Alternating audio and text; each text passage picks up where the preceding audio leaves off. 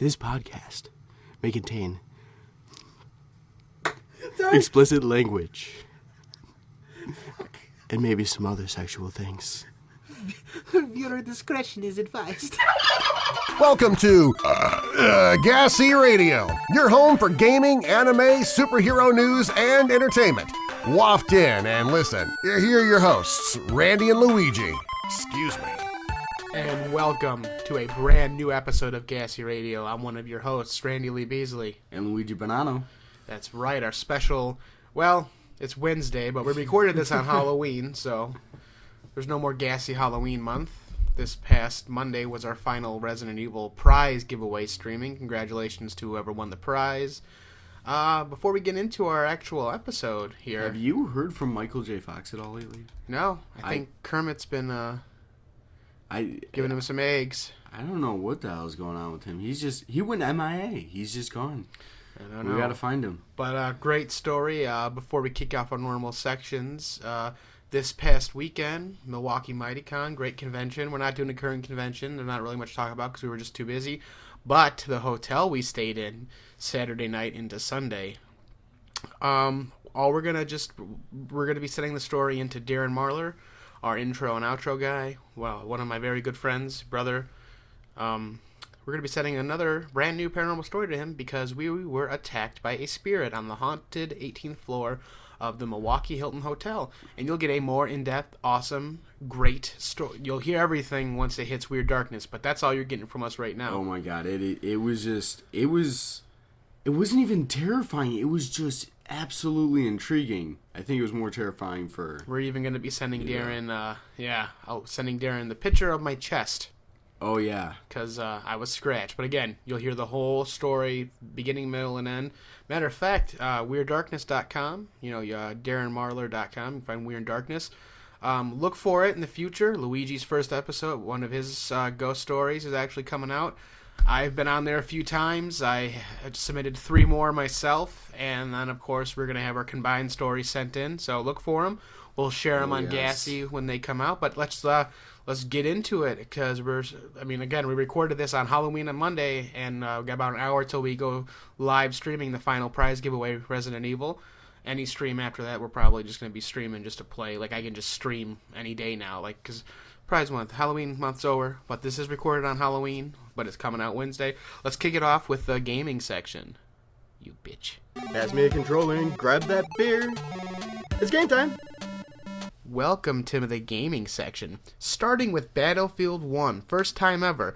PlayStation 4 players are playing against Xbox One players. I'm definitely excited for this because that means that they're going to be bringing more cross-platforming together. We've been waiting for this. I mean, it's happened a few times in the past. Nothing big, nothing special. But this is like a game this big.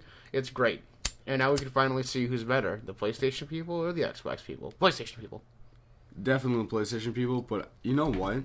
At this point in our lives, we all know the controller from the base point of the system that we're playing. Right. So it's gonna be tough. It's gonna be a good match. You know what? I don't think it's gonna make much of a difference. I just think you're not gonna know what system the person's playing on. Exactly.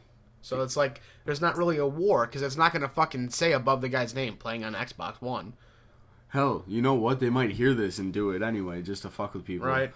But anyway, they just believe that their servers and everything are top-notch. But I don't even think it's about that anymore. I just think it's about how good you are with the controller and how good's your internet connection. Correct. And some great big news. Red and Blue, the original trainers from the original Pokemon game, which is starting to make me think even more this might be the final Pokemon game until they reboot it. Red and Blue are in Pokemon Sun and Moon. You're going to be able to battle them in fucking Pokemon Sun and Moon in their latest trailer. How much do you want to bet? Awesome. How much you want to bet? You can only fight Red in Pokemon Sun. Yes. And you can only fight Blue in Pokemon Moon. Right. There hasn't been confirmation you get to fight both. Right. But they do show the cutscene. You do see both, but I guarantee you only one comes up to you. Right. And that's probably how you get your legendary They already had the legendary Pokemon, now they're passing it down to you because... something cool is going to happen. I mean, so that's great. But, like, again, they're bringing back all these old characters. It's making you think and wonder if it is going to end, but it probably won't.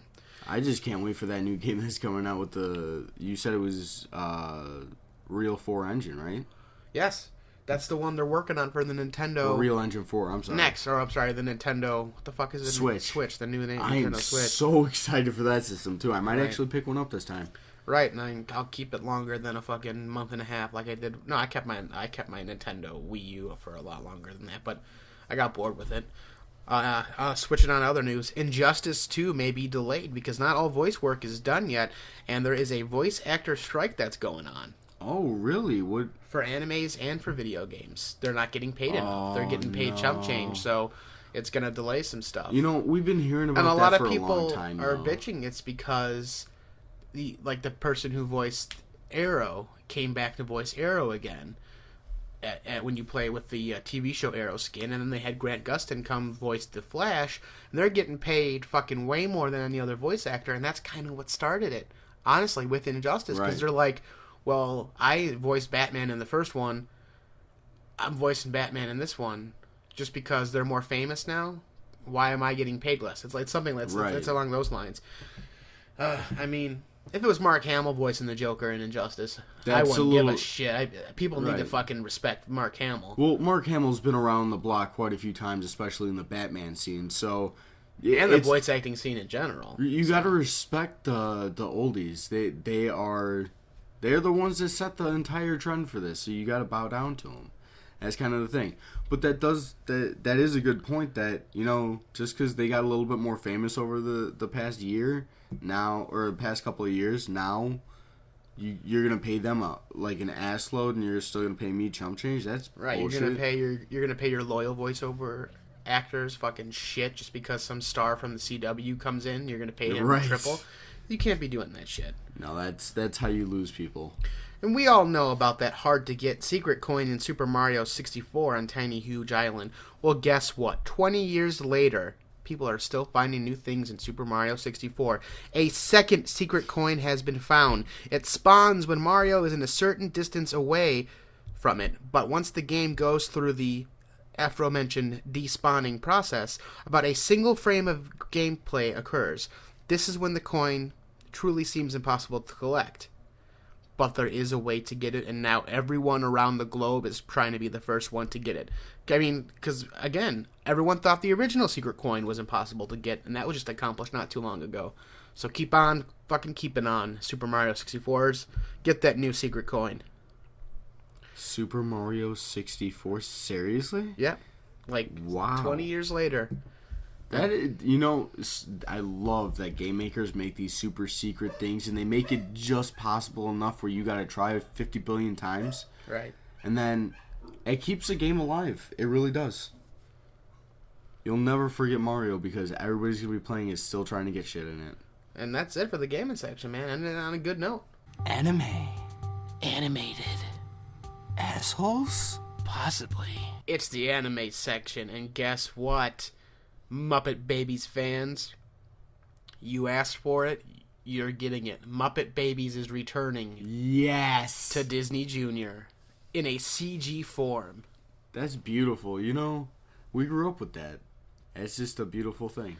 And to have it come back and it'll look a little cooler now that it's CG. Like, Muppet Right. Babies was part of the childhood, man. Animaniacs, all that good stuff. I love the fact that they still keep some of this stuff alive for our kids to learn about, because we learned about it when we were kids from these characters. Yeah, that's gonna be fucking truly amazing. Some sad news on anime section here. Damn. Like I've known about this writer like for a long time. He's one of my favorite writers too. Kevin Curran, major Simpsons writer and producer, dead at the age of 59 after a long battle with cancer. Oh no. It literally, some of the best episodes were written by him, and he's a longtime producer, and he's wrote other great things that I love, and it's just, That's of course, sad. some sad news. That's some sad news. I do have some interesting news for anime this week, actually. They just released a new series a few weeks back on Toonami. It's called JoJo's Bizarre Adventure. I'm 3 episodes in, and I'm already hooked. I couldn't recommend a better anime because it just adds in so many different things. It talks about Jack the Ripper for like 2 seconds. There's vampires in it out of nowhere. It's a feud with this boy that just comes into the main character's house and they start taking care of him, and this guy's just a completely evil jackass. It's all kinds of weird, bizarre, messed up, and only 3 episodes in. I really, really highly suggest this. I was telling you, we need to start watching this, dude. Oh, yeah, I'm definitely down. And we all know you're counting down the days till Toy Story 4, The Incredibles 2 come out in theaters. How do we know this? Because we're counting down the days, too, obviously. Today, Pixar... Today was a couple fucking days ago when we took down the notes. Pixar Animation Studios announced updated release dates for each movie. So here you go. Mark your calendars down accordingly. The Incredibles 2 will come out on June 15th, 2018, and Toy Story 4 will come out June 21st, 2019. And yes, the voice actor strike is what's pushed back The Incredibles. So, once again. Oh, that now makes sense. And, keeping with that topic, Dragon Ball Super English dub may be delayed because of the voice actor strike as well. I believe it. So, you know what? I've been waiting for it for a while, and I was like, "There's got to be something going on." And then you just told me about the voice actor strike, and you told me it all started with the CW. Yep. That's stupid. That's man. getting it there, man. New Dragon Ball Super. It was more of a filler episode this time around. We just got that great good shit with fucking Vegeta. I mean, they fight a little bit, but disappointing to say the least. Watch it, check it out for yourself. But not every episode can be as amazing. Right. Now, is it like a filler piece that just takes you out of the show, or is it one of his signature dialogue? It's a signature dialogue filler piece. So, I mean, it's not bad. It's just like you're expecting this giant Vegeta fight. Did they at least set up a lot of plot points for you? The fight's still going to happen. Like, the big fight's on the horizon. Goku, like, they're finally going to finish off They're probably still trying these. to animate it. Right. Or, animate it. So they're just trying to get out of the way. But, yeah. The new South Park review. You watched the newest episode of South Park this last week? That's the one that you were telling me the guy got started on fire, right? No, I think that was the week prior. No, I haven't seen the new one. I gotta see it. Okay, so the new... So I'm not going to spoil it then. Just keep watching South Park. Clearly, we're plugging South Park. Because Sweden released it, right? That's the episode we're talking about. Sweden released it. I think we're getting backtracked. I think that was... No, yeah, that is the newest episode. Okay, Yeah, we're getting confused because we recorded these days. Like, we recorded this on Monday. Happy Halloween again. But it's out on Wednesday, clearly. A brand new episode will be on tonight, which we'll review next week. But we're reviewing last week's episode. Yeah. Sweden finally released the program, thanks to Cartman and his girlfriend, that tracks down everybody. And I forgot the name of his code name, but literally one of the trolls, the internet trolls, gets burned alive. And all war is about to break loose. And then they reveal that J.J. Abrams is behind it all somehow with the member berries. And that's another thing that happens, too, in the episode. It's not J.J. Abrams that's somewhat involved.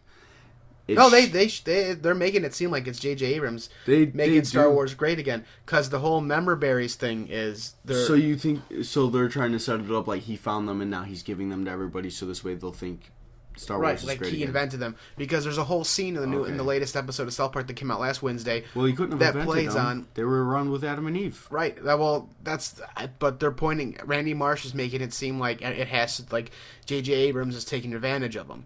Now, and here's another reason why. Because he's talking to Mr. Garrison, who's trying to get out of the presidential race.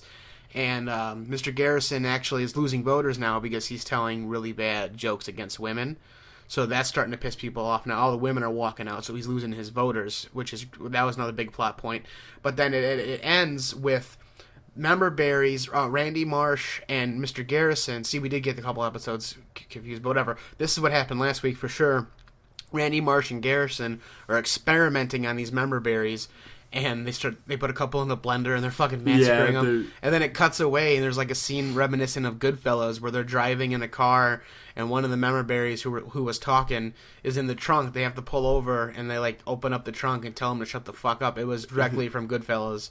It was a great scene. Well, it was a great scene. We're gonna go kill you, member? Oh, I member. It's just a great episode, and that's it for anime news. That was a good chunk. What do you think, Kermit? Because you're sitting right next to us. Not too long, not too short, not too bad. Did I give you a little bit more for the anime section this time? Are you satisfied? Yeah. I mean, you did good. I'm gonna go suck off Tommy the Puppet now for crack, and I'll see you guys later. All right, peace out, Kermit's in a good mood, I guess. Now let's move on to the superhero section. Yes, you're listening to the superhero section. I killed Miss Piggy and ate her bacon for breakfast. Welcome to the superhero section. This is what Ben Affleck thinks of Netflix Daredevil. Ben Affleck thinks Netflix's take on Daredevil is awesome. The actor who plays Daredevil is awesome. This is a direct quote from Ben Affleck. He's awesome. I love what they do. They do great stunts on the Netflix show, and John's perfect for the Punisher, referring to John Puthenall, whatever the fuck his last name is, as the Punisher. He's really good. I'm a big fan. I'm glad they got it right. Essentially saying, like, I'm glad this is making up for that shitty Daredevil that he was in. You know, Ben Affleck, he's like really on the ball with the whole Batman thing. He really is, and he's getting really into the whole... Don't go too far, Kermit, because you're going to be disappointed here in a minute. Okay, all right. So, but, you know, like with Ben Affleck, he's really getting into this, so I really trust his judgment when it comes to these things. Right. Tim Miller drops out of directing Deadpool 2. Everyone on the internet's going crazy, going, oh, the second one's going to suck now. Tim Miller's the one who made it prefer. No. Here, and I talked about this, I guest co-host on Pop Samurai's recent Scene Dojo podcast that just came out today as well. Halloween special. And I said, I'm going to say the same thing here I said there. It's Ryan Reynolds. Ryan Reynolds is a producer. He paid money out of his pocket to make sure this movie was made. He paid his own money in so many places and you didn't directed. Think. He helped direct it. Yeah, he had uncredited directing. So it's like, no offense, I love Tim Miller, great director, but as long as you have Ryan Reynolds, Deadpool 2 is going to be fine. Right, because he's going to find a replacement. He will. Are you is that was your superhero section, right? I'm going to guess. Yeah, that's it. That's all we had for superhero news. That's why I said, hey, you might not be disappointed with... Shut the fuck up. Just shut the fuck up. Now, the section I voice... My voice is the first thing you hear before this section, and you're gonna pull this shit on my section? Not this again. You know what? It's Halloween.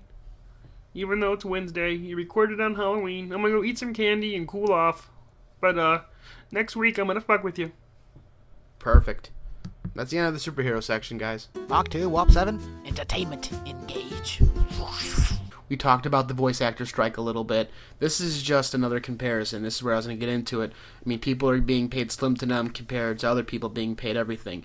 Most people have to have, most of these voice actors have, just like going to Comic-Cons, they have to pay for their own traveling themselves. And then, the more famous people, they get limos paid for them and big hotel rooms paid for them. Like Tom Hanks for Toy Story 4. Everything got covered and paid for. And plus he gets paid a bunch of money to voice it. But then you have people like Sean Schemmel, whatever the hell his last name is, who voices Goku, and he has to pay for everything for himself. Fair pay is needed. 100%, man. Fair pay needs to happen for everybody. Agreed. Now we have word from Steven Yeun, who played Glenn on The Walking Dead. This is why, according to him, the actor who played Glenn, this is why Glenn had to die. He says, quote, Robert wrote such a messed up, but at the same time incredible way to take something away to make a story as impactful as it is. And when you read that comic, you kind of don't want that to go to anyone else. It's such an iconic moment. I think even I said, don't let that go to anyone else. It's such a gnarly thing to say, but I mean, it's such a big, important part of the comic. It needs to happen to Glenn. That's why it was kind of cool how we did it, unfortunately, to Abe first with half the lines from the graphic novel, and then that got people going, make people go. That got people going to think Glenn was gonna survive, but then we switched it up and we actually did have Glenn die, and we finished off the lines straight out of the graphic novel, which, by the way, unquoting real quick, you can go online and Jeffrey Dean Morgan actually narrated a live-action version of that comic, where he kills Glenn, uncensored and everything. So it actually has him saying fuck and everything and all the good stuff. So that's just a cool thing with Jeffrey Dean Morgan. Back to what Glenn, the actor who played Glenn, was saying about why Glenn needed to die.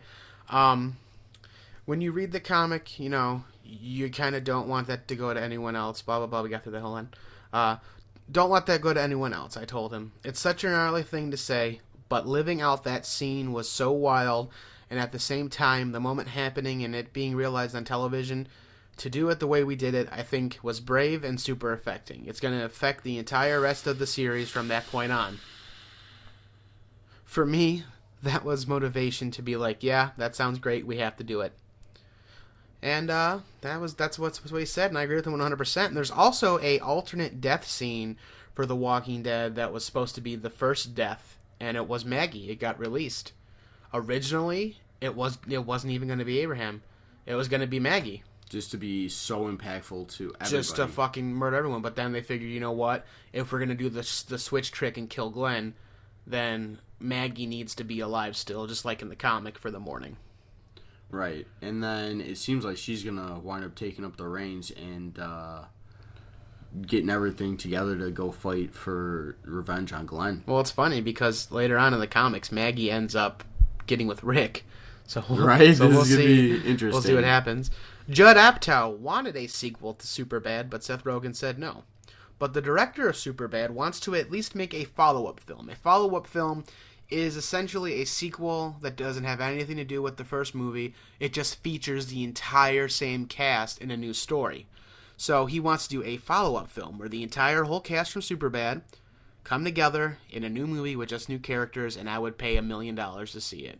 Not really, but I would pay a movie price ticket to see it. So it doesn't even have the same story premise? Right, that's what a follow-up is. Right, like, the actors don't have the same names or anything. It's just a completely different film with the same with every cast. single person from the same cast. Oh, that would be dope. That'd be good. When was the last time we saw Michael Cera on the freaking screen?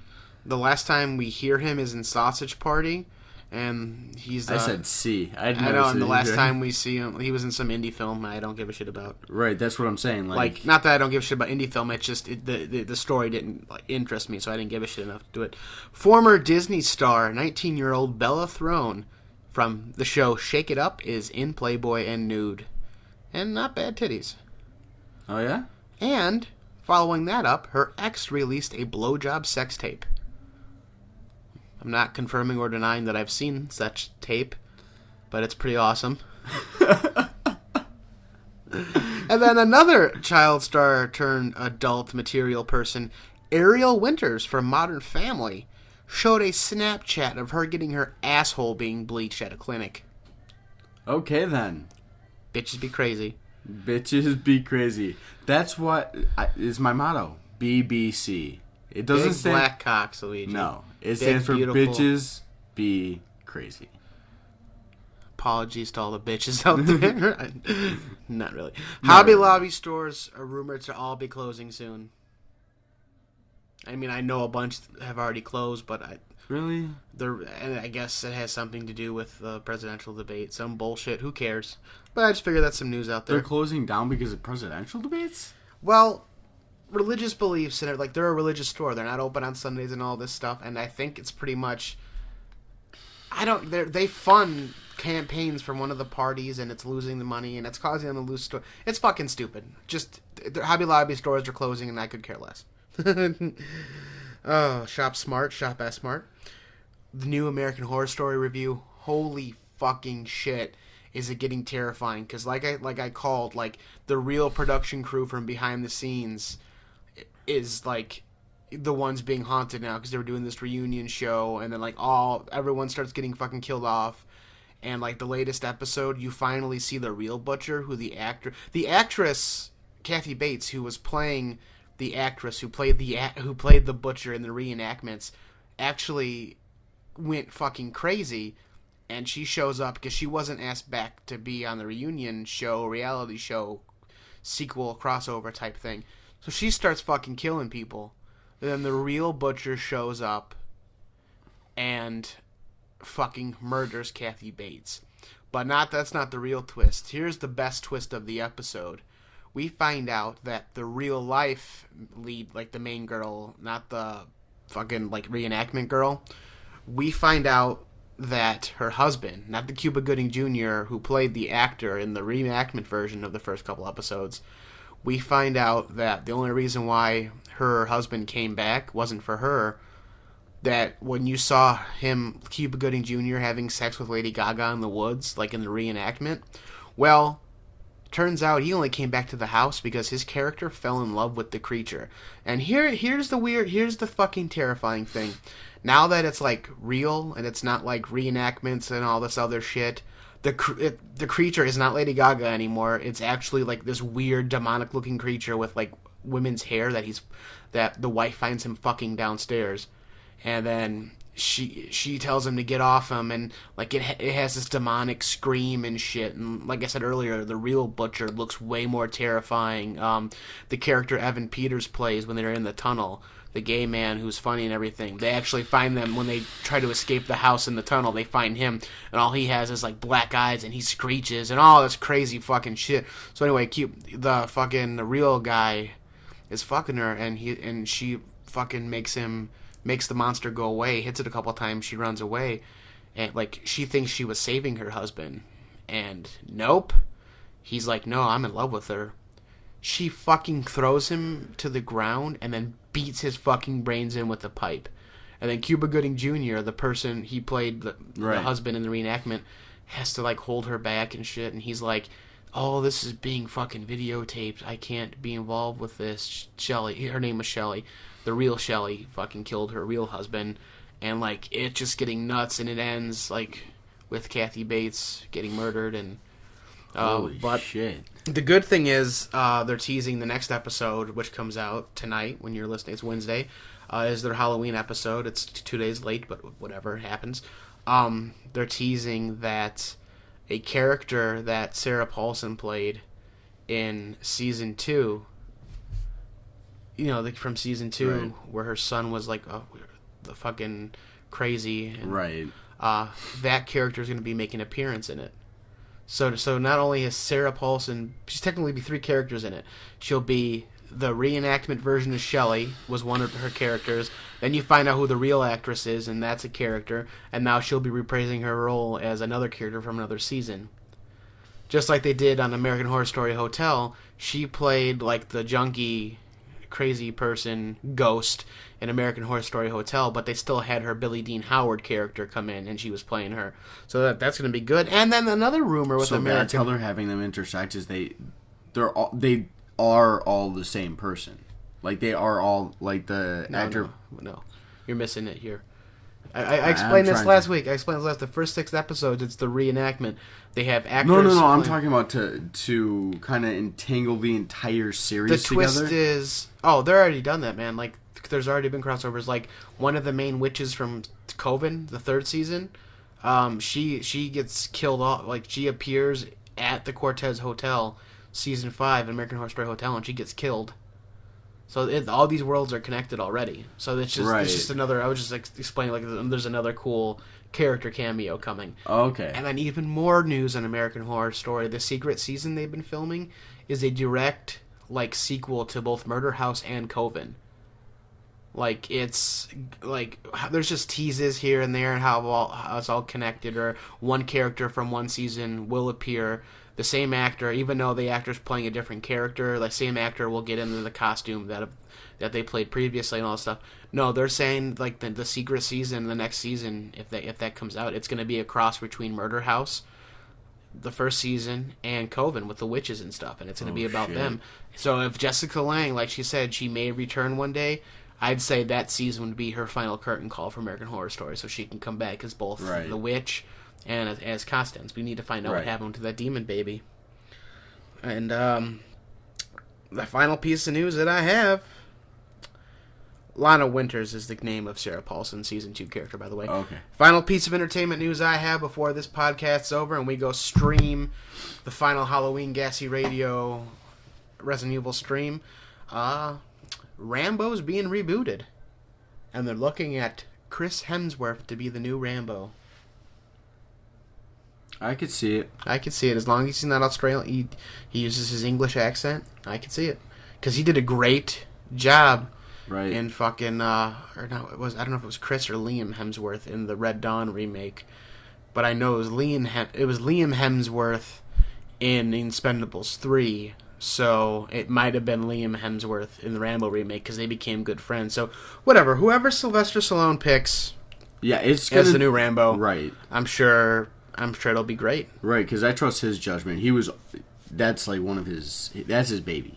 That's his baby. That and Rocky Balboa, but Right. that's always going to be him, and he knows it. So And that's it, man. yeah, that's all we got for G.A.S.E today. That's it for G.A.S.E. We're literally going to go live here in a few minutes. Again, this comes out Wednesday, but this is Monday. We're going to go live here literally in about 5 minutes for our final prize giveaway Resident Evil stream. This has been Randy Lee Beasley. And Luigi Bonanno. Stay classy, San Diego. Take it away, Darren. You've been listening to G.A.S.E Radio.